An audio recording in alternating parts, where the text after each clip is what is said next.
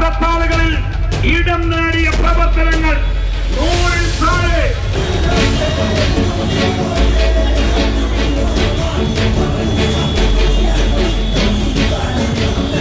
UDF സ്ഥാനാർത്ഥി ആര്യാടൻ ഷൗക്കത്ത് അദ്ദേഹത്തിന്റെ പ്രചാരണ വാഹന ജാഥയുടെ സമാപനത്തിലേക്ക് കടന്നിരിക്കുകയാണ്.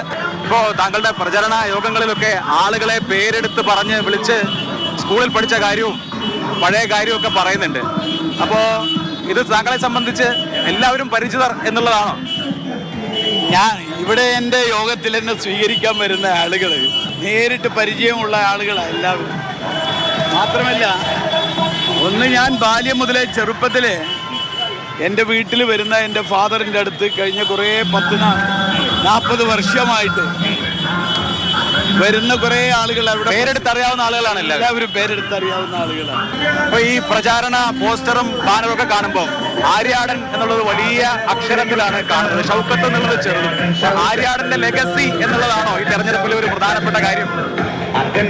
അല്ല, എന്റെ പിതാവിന്റെ ഒരു ലെഗസി ഉണ്ട്, ഇല്ലാന്ന് ഞാൻ പറയുന്നില്ല. പക്ഷേ നമ്മളെ സംബന്ധിച്ചിടത്തോളം പിന്നെ എന്തായാലും നമ്മൾ ചെയ്യുന്ന പ്രവർത്തനങ്ങളും കൂടി ആളുകൾ പരിഗണിക്കും. അല്ലാതെ ഒരിക്കലും ഒരു പൈതൃകത്തിന്റെ പേരിൽ മാത്രം നമുക്ക് ഒന്നും നമുക്ക് ചെയ്യാൻ കഴിയില്ല. സാമുദായിക കക്ഷികളുടെ പിന്തുണ, ജമാഅത്തെ ഇസ്ലാമിയുടെ പിന്തുണ, വെൽഫെയർ പാർട്ടി പിന്തുണ, ഇതൊക്കെ റിഫ്ലക്ട് ചെയ്യുമോ? ഞാൻ ചോദിക്കട്ടെ, ജമാഅത്തെ ഇസ്ലാമി ഇവിടെ 2019 പിന്തുണ തന്നു രാഹുൽ ഗാന്ധിക്ക്. 2024 രാഹുൽ ഗാന്ധിക്ക് പിന്തുണ തന്നു. ഉപതെരഞ്ഞെടുപ്പിലും പിന്തുണയുണ്ടായിരുന്നു. അത് കഴിഞ്ഞ് 2024 നടന്ന ഉപതെരഞ്ഞെടുപ്പിനും പിന്തുണ. അന്നൊന്നും ഇല്ലാത്തൊരു ചർച്ച എന്താ ഇപ്പം? കാരണം അത് ഇവിടെ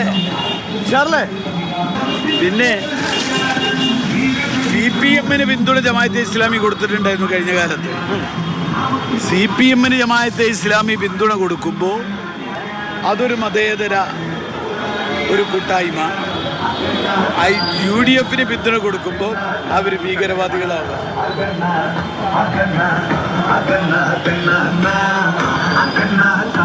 അതൊരു പക്ഷേ ഇപ്പൊ താങ്കൾ ഒരു വോക്കൽ ക്രിട്ടിക് ആയിരുന്നു ജമാഅത്തെ ഇസ്ലാമിയുടേത് എന്നതുകൊണ്ടായിരിക്കും. അല്ല, ഞാൻ പറയട്ടെ, ജമാഅത്തെ ഇസ്ലാമി അവരുടെ നിലപാടുകൾ എടുക്കുന്നത് അവർ കുറെ കാര്യങ്ങൾ ആലോചിച്ച് പിടിച്ചിട്ടാണ്.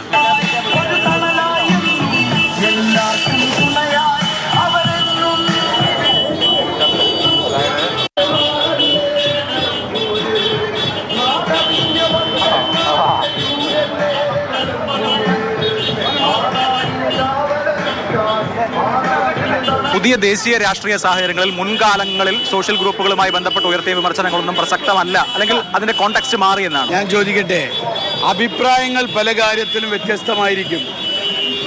വ്യത്യസ്ത അഭിപ്രായങ്ങളുണ്ടെങ്കിലും ഏറ്റവും പ്രധാന ഭീഷണി ഏത് എന്ത് എന്ന തിരിച്ചറിവ് സ്വാഭാവികമായിട്ടും എല്ലാവർക്കും ഉണ്ടാവും. അതനുസരിച്ചുള്ള നിലപാടുകൾ സ്വീകരിക്കും. ഈ സാംസ്കാരിക പ്രവർത്തകരിലെ ഒരു വിഭാഗം സ്വരാജിന് വേണ്ടി ക്യാമ്പയിൻ നടത്തിയതിൽ വിഷമമുണ്ടോ? കാരണം താങ്കളും സാംസ്കാരിക രംഗത്ത് നിൽക്കുന്ന ഒരാളാണ്.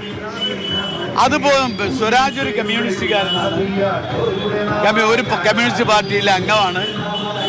ആ ആശയത്തോട് താല്പര്യമുള്ള സാംസ്കാരിക പ്രവർത്തകർ അതിനുവേണ്ടി പ്രവർത്തിക്കും. അതിപ്പോ ഇന്ന് ആദ്യമായിട്ടൊന്നും അല്ലല്ലോ.